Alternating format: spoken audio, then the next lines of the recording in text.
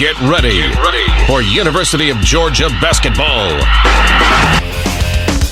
I waited here for you for so very long. I waited here for you so long. I waited here for you,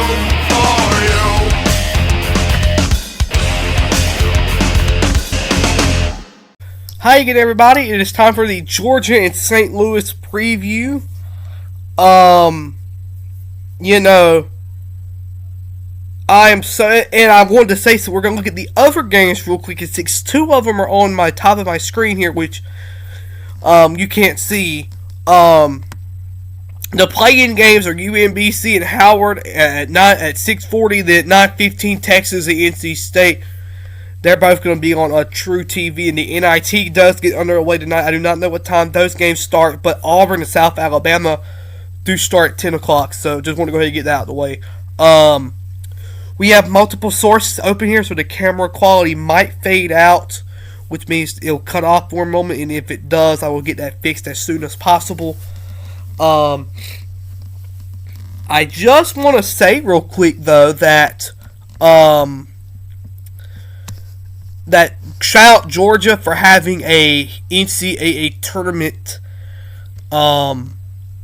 central where you can just go and you need all the information, you need tickets, you need to watch the game, you want to know more about the game. GeorgiaDogs.com. You don't even have to load the website, you don't even have to dig through it because right when it loads, it pops up. So that's nice. And yeah, so again, guys, my voice is out of whack. I'm going to be snotty, and I'm sorry. But I'm just too excited not to talk about it. We're going to talk about it all week. So, Georgia and St. Louis. St. Louis is a 9 seed. Georgia, of course, is an 8 seed. The Midwest region, game 1. If you're wondering about the time, it's going to tip off at 9:45 on CBS. So, Georgia gets a main game on the main CBS. At the moment, Georgia is a 50.9% chance to win according to the ESPN matchup predictor. A 49.1% chance to win on St. Louis' side. We're going to go down here. Georgia is predicted to win. Georgia is 2.5-point favorites, I believe. So yeah, Georgia is a 2.5-point favorite according to this ESPN money line. If you're wondering where the arena Georgia is playing in KeyBank Arena or KeyBank Center in Buffalo, New York. I don't know for sure. This might be where the Sabres play. The NHL's Buffalo Sabres. I'm not sure. I'm gonna try to be objective as I can. Obviously, I'm a Georgia fan, so I'm gonna be biased toward Georgia, but for this video, I will try to be objective. St. Louis is in the A10. I usually don't give a lot of information about the other team. Just say Georgia's playing Florida. Well, you already know about Florida, so I'm a Georgia channel, so I do Georgia stuff. But excuse me. So yeah, St. Louis is in the A10. They are Billikens. I do not know what a Billiken is, but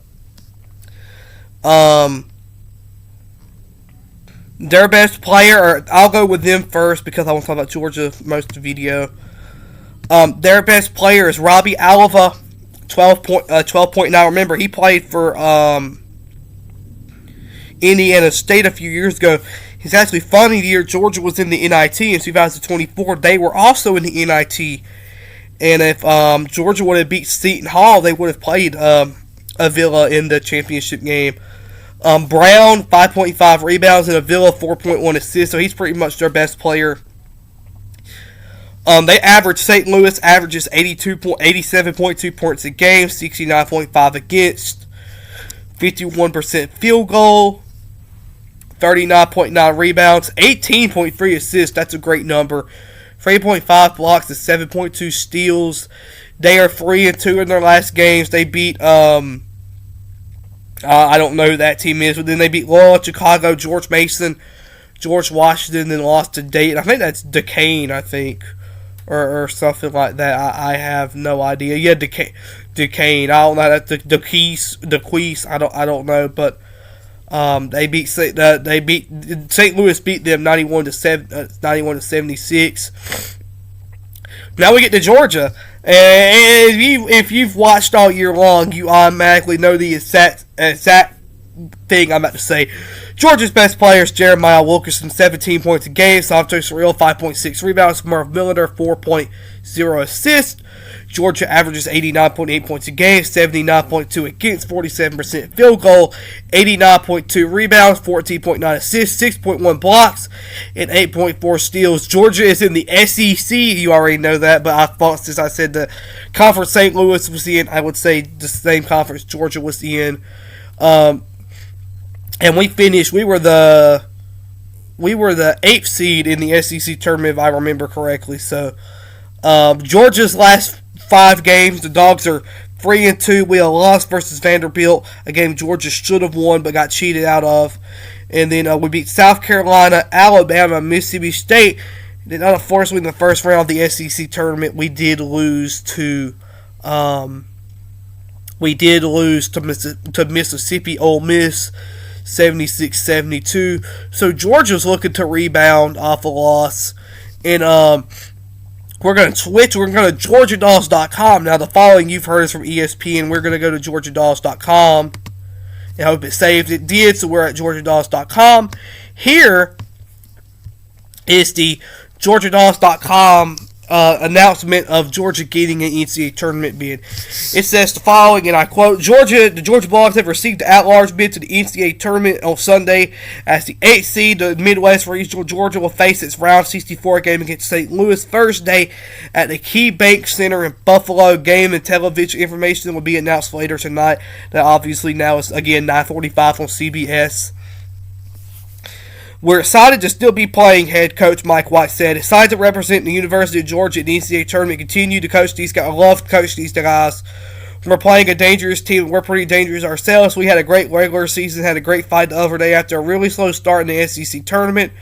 We're just honored to have another chance to see where this thing takes us. Excited for these guys to be able to compete with each other again. Officially, this is the Georgia Bulldogs' 11th NCAA tournament, including this trip to the Final Four in 1983. Last season, Georgia earned its first NCAA bid in a decade as a 9th seed. The Bulldogs appeared in the NCAA tournament for the second consecutive year. Just the 4th time Georgia has earned back-to-back bids in 91, 96, 97, and 01, 02. The 2025-26 Georgia Bulldogs are already winning as the highest scoring team in the 121 seasons of Georgia basketball. The Bulldogs secured their 22nd regular season victory at Mississippi State on March 7th, passing the 1930 and 1996 teams for the school record. Georgia also broke its single-season mark for most points in Starkville. Georgia has now scored 2,874 points in 32 games, besting the 2,764 points in the 37 games of 2023-24. Jeremiah Wilkerson leads a court of Bulldogs scoring in double figures, followed by Blue Kane with 13.3, Kane Catchets with 12.0, and Marcus Murph Millender with 11.9. 10 different Bulldogs have combined to produce 130 double-figure scoring outputs this season. Mike White has now led teams to postseason 12 in his 14 seasons as a head coach, including NCAA bids in 6 of the last 9. In addition, he had poised far into a single-digit seed in 2020, where that year the season was canceled due to COVID. It also does say if you're planning to attend a game, due to limited number of seats and school enrollments, fans are encouraged to purchase tickets through the NCAA at, I don't know what the website is. I don't know what the website is. I guess it's like NCAA.com or something. But, yeah. Yeah, guys. You know, I said in the last video, I'm very thankful that Georgia's in the NCAA tournament again. For the second consecutive year, I am so glad I get to talk about this. And the thing Georgia gets to worry about in this game, and we're going to talk about the past games for Georgia in the NCAA tournament. Not all of them, but a few of them. We're going to have how you can listen to the game, because that obviously is a completely different situation too than being able to listen to it regularly. We'll have that out probably tomorrow. But yeah, guys, I mean, we're super excited for this.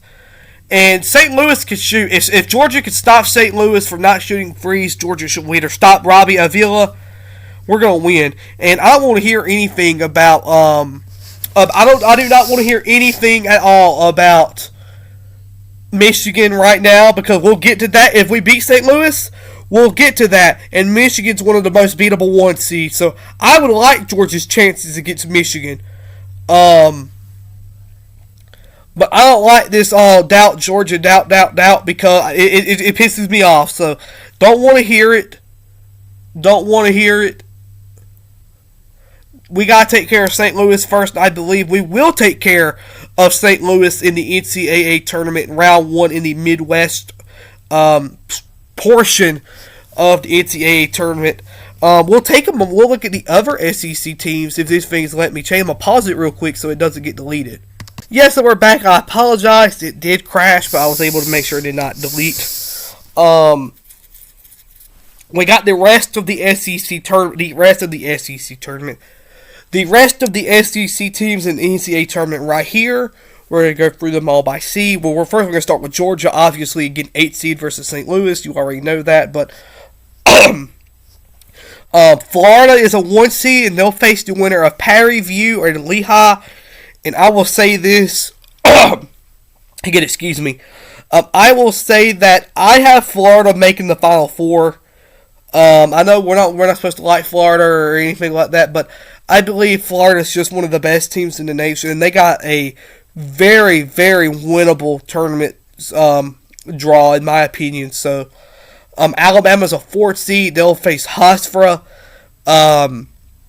Hey, I mean, Aiden Holiday was arrested last night due to weed or something like that. I'm not going to get into details of it because, quite frankly, I don't know enough to talk about it. But, it should stop them from beating Hofstra, but it should maybe... I would think that losing your second best player, would come back to bite you at some point. So, maybe not, but... we'll see. Arkansas. Oh, my goodness. Arkansas got it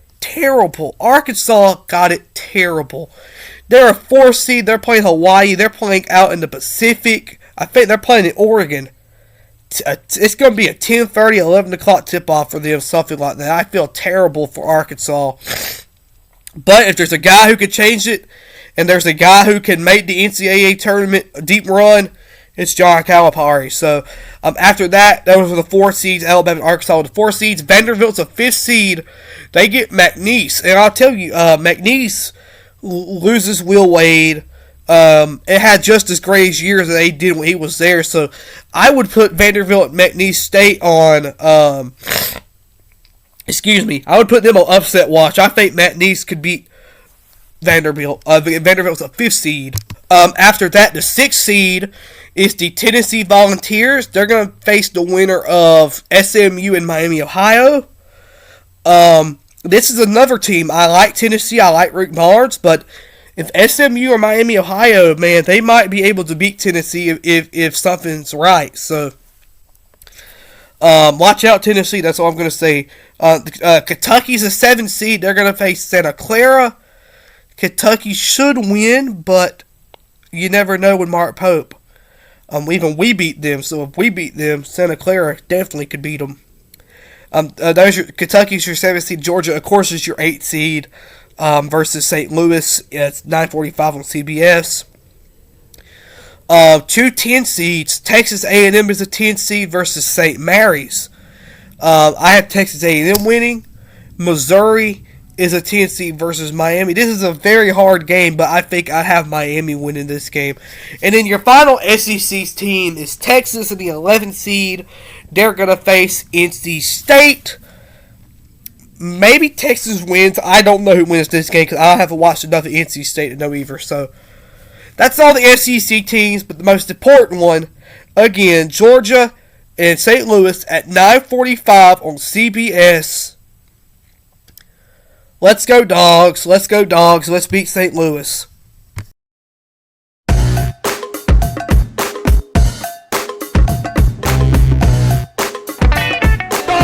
do the improbable, the unthinkable, the unbelievable. They beat Arkansas and go wire to wire to win the SEC tournament.